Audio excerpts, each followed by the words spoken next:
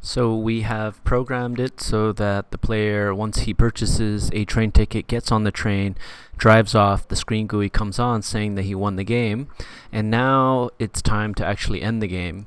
And there's no real easy way in Roblox to close the game up or end the game for a player. So what we need to do is we need to kick the player out of the server. Okay, so what we're going to do is go into train, and remember, if you go into railroad, then you go into engine, locomotive, and you go into drive, you'll have this train script. We'll open that up, and inside we'll have if occupant, right? So this is when the player actually gets onto the train seat, and this is where we've been coding. The screen visible comes on, the frame visible comes on, so that shows the GUI saying you've won. And we're going to add just a little bit here, and we're going to say wait for 5 seconds or 3 seconds or however long you want to wait before you kick out the player. And kicking out the player is very simple. You just say player and colon kick with 2 parentheses, and this is going to boot him off of the train. So let's go ahead and publish to Roblox. We'll come over to here and play it. And this should end the game for us, although the ending of the game is a little bit unclean. It's not the best way that you can imagine it happening, but in Roblox they don't have a clean way of ending the game. So this is all we got. Let's go over here to the train, get on here, move forward. And in 5 seconds, it shows my screen GUI. 3 seconds later, it should kick me off. There you go. So it kicks me out.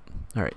So that sounds good. And, if the player continues to play the game, like let's say I play it again, well, I'm going to start where I always start. I am going to start right in the middle of the town, and I'm going to have a has horse equals true. I'm going to have a has coach equals true. I'm going to have a lot of money, and I'm going to have a has train equal true, so I can get on the train, get on my horse, get on my stagecoach, right?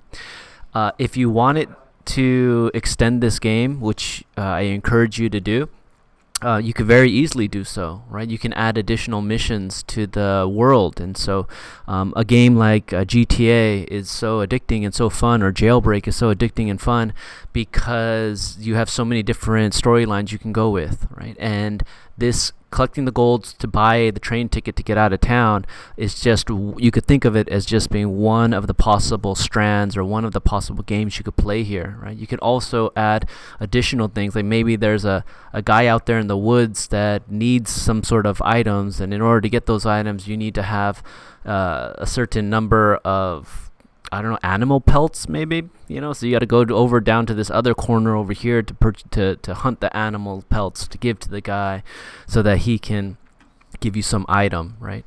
So the more of these strands, the more of these mini games that you add to this overall game, Gold Rush, the more interesting and the increased replay value you will inject into the game. And so I encourage you to do that. Encourage you to at least add one more mini game that they can play in here, like maybe involve the post office or some of the other buildings that we haven't included, like this hotel, right? Maybe the hotel needs blankets, and the only way to get them is to go and hunt animals over there so you can get their skins and create those blankets for them, right? Something along those lines. So that's the end of our tutorial series, and again, I encourage you to continue working on this.